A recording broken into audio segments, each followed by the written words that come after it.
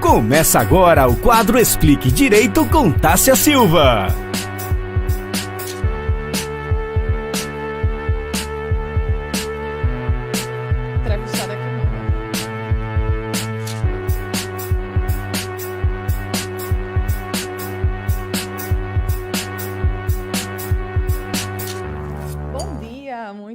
Com muito prazer, muita felicidade que nós estamos aqui novamente no nosso encontro semanal de toda sexta-feira. Mas o tema de hoje é um tema um pouco pesado, um pouco chato de se falar, mas que a gente precisa falar sobre ele. O pessoal da produção tirou ali a minha visão. Muito bem, obrigada, Bruno, por retornar. No dia 18 de maio foi o Dia Nacional de Enfrentamento ao Abuso e à Exploração Sexual. Dados do Ministério da Mulher, da Família e dos Direitos Humanos falam que a cada uma hora, 4 crianças e adolescentes sofrem violência sexual aqui no nosso país. E, apesar disso, apenas 10% desses casos chegam a ser denunciados. Então, é para falar sobre esse tema, que inclusive Álvaro Guimarães já disse aqui que foi falado sobre ele no próprio dia, no dia 18, na quarta-feira.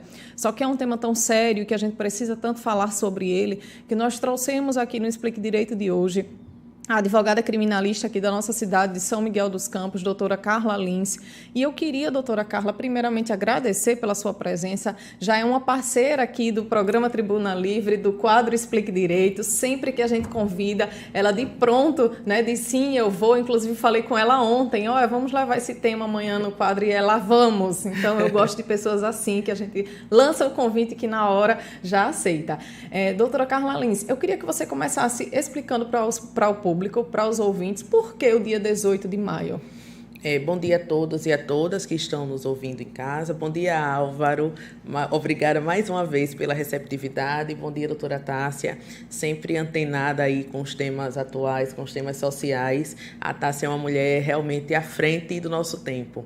E assim, Tássia, o dia 18 de maio, ele foi instituído devido a um crime, a um fato que aconteceu no ano de 1973 com a menina Araceli, no estado do Espírito Santo. E aí esse crime, na época, na década de 70, esse crime comoveu o país, porque essa menina foi drogada, ela foi abusada sexualmente, ela foi espancada, ela foi agredida e, ao final, morta. E aí conta a literatura que os agressores nunca foram punidos até os dias atuais. Então, assim, esse caso foi um caso que aconteceu no dia 18 de maio do ano de 1973, no estado do Espírito Santo, e foi instituído nacionalmente como o Dia Nacional de Combate ao Abuso e Exploração contra a Criança e o Adolescente. Quer dizer, mais uma vez a gente vendo, doutora Carla, no nosso país, que infelizmente a gente espera acontecer algo tão grave como foi com essa criança, para que as autoridades acordem e venham aí trazer leis, e venham trazer dias, e venham trazer campanhas para combater aí os mais diversos crimes. A gente vê também um outro exemplo, que é o exemplo da Lei Maria da Penha, que ela surgiu justamente por causa de um clamor de uma mulher que foi gravemente violentada.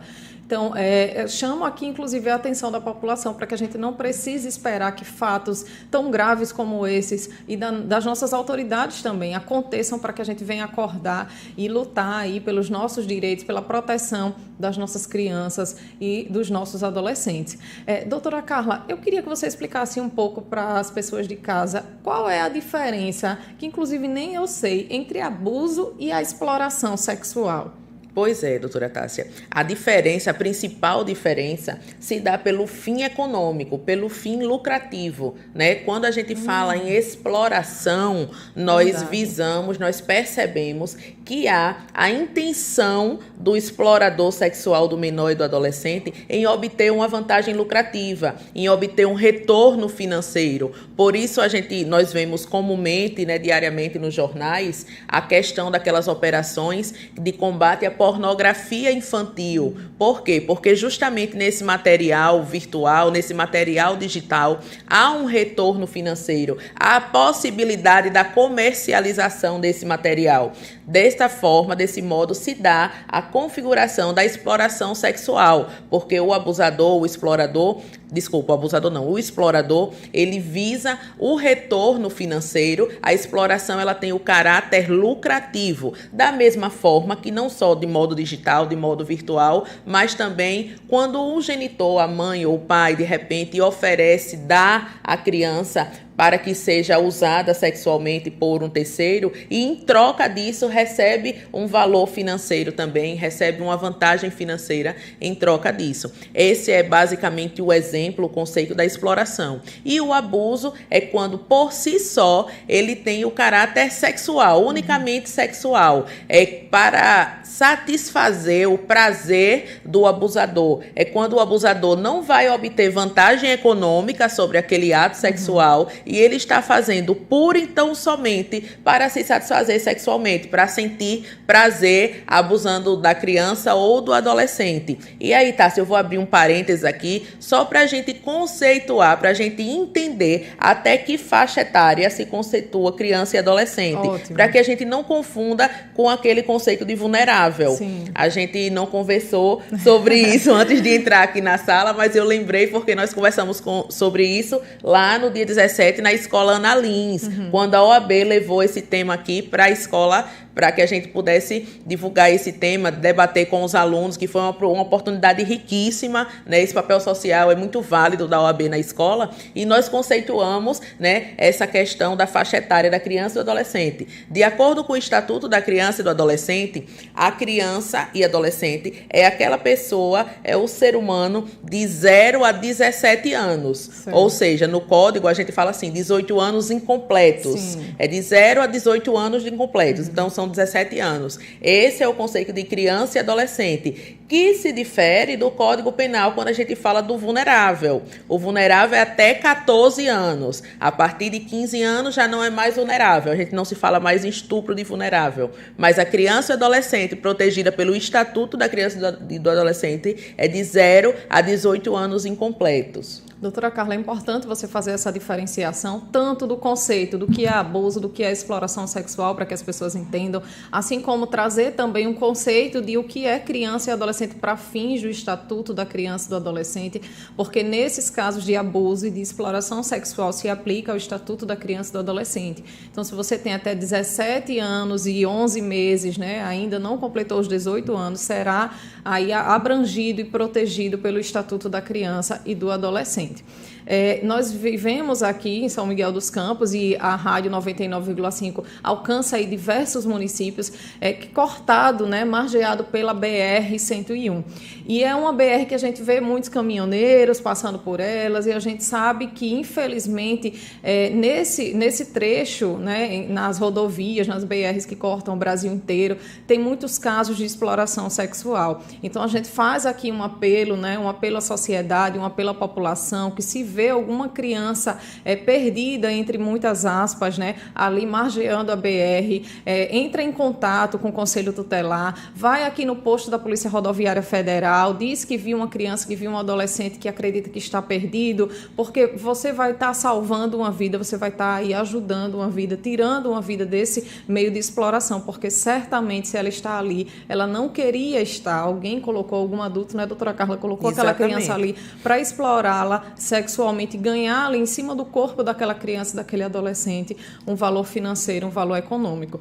Doutora Carla, quando você falou aí desse tema do Explique Direito, que a gente levou aí para as escolas, inclusive queremos aqui deixar o programa aberto para você que é da escola, que está nos ouvindo, que quer levar esse, assim como outros temas para a sua escola, entre em contato que a gente tem o maior prazer. Inclusive é lá na escola, doutora Carla, que muitos casos eles são detectados, porque o professor, aquela pessoa que tem ali um olhar e que passa muitas horas com os nossos filhos, ele consegue ver o comportamento da criança mudar, atitudes da criança mudar. Você já ouviu falar, doutora Carla, a respeito disso, de casos que são identificados dentro da escola e da importância da escola nisso? Exatamente, doutora Tássia.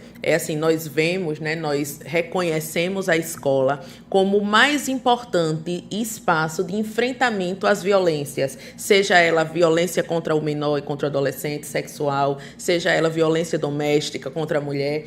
Então, assim, existem os sinais de alerta né, identificado, já estudado, né, os sinais de alertas que os alunos, que a criança, que o adolescente, eles emitem na escola, né? Eu acho que no mínimo, uma criança e um adolescente passa 4 horas por dia na escola. Somando-se na semana, 4 vezes 5 dá 20 horas semanais, né? Então, assim, a criança passa 20 horas na escola. É tempo suficiente para que lá no ambiente escolar a criança ou o adolescente emita os sinais de alerta. Quais são esses sinais de alerta? Os sinais de alerta são aquela mudança repentina de comportamento. De repente, a criança ou o adolescente tem aquele temperamento alegre, extrovertido, e repentinamente se torna uma criança, um adolescente introvertido, triste, acuado, lá no canto, sem querer se comunicar, sem querer sorrir, sem querer falar. O contrário também, né? Ou uma criança contrário. Que é muito tímida e de repente está ali se comunicando, tentando, vamos dizer assim, entre muitas aspas, chamar uma atenção, né? Para de repente alguém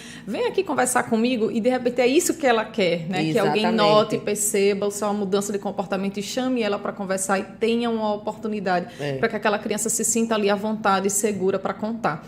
E o que está acontecendo. E é uma coisa importante de se dizer, mais uma vez chamo aqui a atenção, se alguma criança, se algum adolescente sentar com você e lhe contar que está acontecendo alguma situação, leve ela, encaminhe ela para os órgãos competentes, porque não desacredite essa criança, não desacredite esse adolescente. É tão difícil já para ele começar a falar alguma coisa assim para alguém. Então, se ele sentiu em você essa confiança, não desacredite, acredite naquele relato, porque é muito melhor a gente investigar e chegar à conclusão de que nada aconteceu, que foi uma fantasia, vamos dizer assim, daquela criança, do que a gente menosprezar, deixar para lá, não acreditar no relato da criança e, de fato, ela está sofrendo ali um abuso ou uma exploração dentro de casa. Doutora Carla, apenas, apesar de um índice tão alto aqui no Brasil, apenas 10% desses casos chegam a serem denunciados.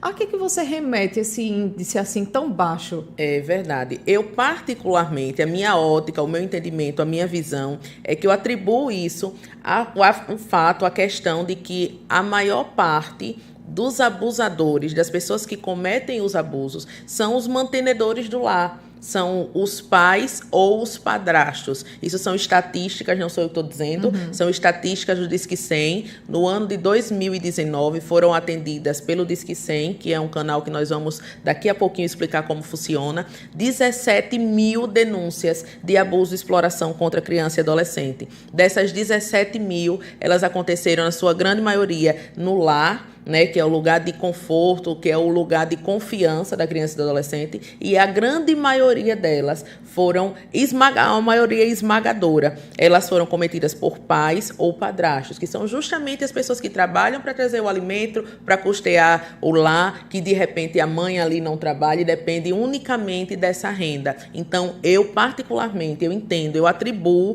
a esse fator. Eu acho que isso é um fator determinante para que as pessoas não denunciem, para que as famílias não procurem ajuda e não procurem, de repente, a justiça para que haja um processo, para que haja uma punição para esse abusador. Entendi. Você falou aí do Disque 100, pessoal, já anota aí, já grava, é o número realmente nacional de denúncias, e a doutora Carla vai explicar agora como funciona esse Disque 100, porque muita gente tem medo de ligar, não é o meu vizinho, não é daqui de casa, é uma família, é parente, então eu não vou ligar porque vou ter que me identificar, eu não vou ligar porque vão perguntar o meu nome. E como é que funciona o Disque 100, doutora Carla? O Disque 100 é um canal totalmente anônimo, entendeu, doutora Tássia? Entendeu, Álvaro? O Disque 100, ele não tem possibilidade da pessoa, de repente, o abusador, pegar o seu número, saber que foi você que ligou, saber que foi você que denunciou e futuramente fazer uma retaliação contra você. É um canal que a gente pode ligar de qualquer aparelho celular, se você testar agora, mas não teste para não ocupar a linha. Disque 100, ele vai fazer uma ligação e ele vai direto, não é aqui em Alagoas, não é aqui em São Miguel dos Campos, ele tem uma central diretamente em Brasília, e lá nessa central vai ter um atendente lá que vai anotar essa denúncia e do próprio Disque 100 ele vai formalizar e encaminhar para os órgãos competentes locais daqui da cidade de São Miguel dos Campos. Quais são esses órgãos, né? É justamente o Conselho Tutelar, que já esteve aqui como um grande parceiro, né, no combate, nessa luta. É o Conselho Tutelar, é o Ministério Público, são as polícias civil e militar, e aos CREAs municipais e regional. Então, assim, o Disque 100 recebe essa denúncia, formaliza e encaminha para os órgãos locais que vão resolver aí, que vão apurar, que vão fazer, como a doutora Tássia falou, averiguar essa denúncia para ver a questão da procedência ou não e cuidar também da criança, do adolescente abusada. É toda uma rede de apoio que funciona, né, para que abrace essa criança abusada ou explorada sexualmente. Excelente. Além do Disque 100, pessoal, pega aí o celular para já gravar o outro número. Durante a pandemia, o Ministério, né, dos Direitos Humanos do Brasil, ele colocou um WhatsApp à disposição e esse WhatsApp funcionou tão bem que às vezes a gente não tem como ligar do Disque 100, mas tem como mandar um WhatsApp. Às vezes a pessoa não quer falar, mas aí manda a mensagem pelo WhatsApp. O número é código 61, número 99656-5008. Vou esperar para que dê tempo de você pegar o seu celular, pegar a sua caneta para anotar, tá? Vou repetir. 6199-656-5008. Então, não conseguiu pelo Disque 100, não quer falar, não quer, né? Você não quer que a pessoa tenha medo até de repente de ter a identificação aí da sua voz, manda um WhatsApp para o número código 6199656-5008. Doutora Carla, você tem mais alguma coisa importante a respeito desse tema para falar? Eu acho que o mais importante, Tássia, é que a nossa missão no dia de hoje é conscientizar a população de não se calar, né, de realizar a denúncia, de procurar os órgãos de denúncia, né, de procurar observar, primeiramente, os sinais de alerta, né, que é o choro excessivo, de repente a criança se deprimindo, a mudança drástica de comportamento. Identificados esses sinais, eu acho que é fundamental que a população, que a família, que o responsável, que a comunidade familiar, escolar, procure os canais de denúncia, né? Inicialmente pelo Disque 100, eu acredito que é o canal mais discreto, né? Já que a pessoa geralmente não quer se envolver, é algo muito íntimo, é algo muito sério também. E aí nós temos aqui em São Miguel os órgãos locais, que é o Conselho Tutelar, os CREAs, né, o CREAS Municipal, e funciona aqui no Hélio Jatobá 1, ali próximo do antigo casarão. É um órgão municipal que está pronto, que tem profissionais aptos a receber essa denúncia. Tem as polícias civis, civil, militar. Temos também o Ministério Público, então estamos a própria OAB, né? A própria OAB também. Então, assim, existem vários órgãos de denúncias aptos a receber e manter o sigilo necessário para combater esse abuso. Então, nós finalizamos o Explique Direito de hoje e eu quero colocar aqui um posicionamento da Tássia mulher, da Tássia mãe e operadora de direito, de que a necessidade de a gente falar sobre educação sexual nas escolas e dentro de casa. Fale com a sua filha, fale com seu filho, fale com aquela criança e com aquele adolescente que você tem um contato. Explique para essa criança pequenininha quais são as partes íntimas, aonde as pessoas da rua não podem tocar, não podem mexer. E fale que se isso acontecer dentro da escola ou em qualquer outro ambiente, procure alguém que ela tenha confiança para contar. Seja essa pessoa, esse adulto em que uma criança e um adolescente tem uma referência e tem uma confiança, para que ele possa, caso isso aconteça, nós esperamos que não, mas a gente sabe, os números mostram que sim, que infelizmente acontece, ele possa ter alguém em quem ele confie, em quem ele conte, que possa ali ajudá-lo. Então, nós finalizamos o Explique Direito de hoje, agradecendo mais uma vez a presença ilustre aqui da doutora Carla Lins, ela que é advogada criminalista aqui da nossa cidade. Faço questão de enfatizar isso, prata da nossa casa, ninguém precisa se deslocar para a capital e para outras regiões para ter bons profissionais. Então, agradeço mais uma vez a presença da doutora Carla Lins e finalizamos o programa Explique Direito de hoje. Vamos para um intervalo, mas daqui a pouco tem mais Tribuna Livre.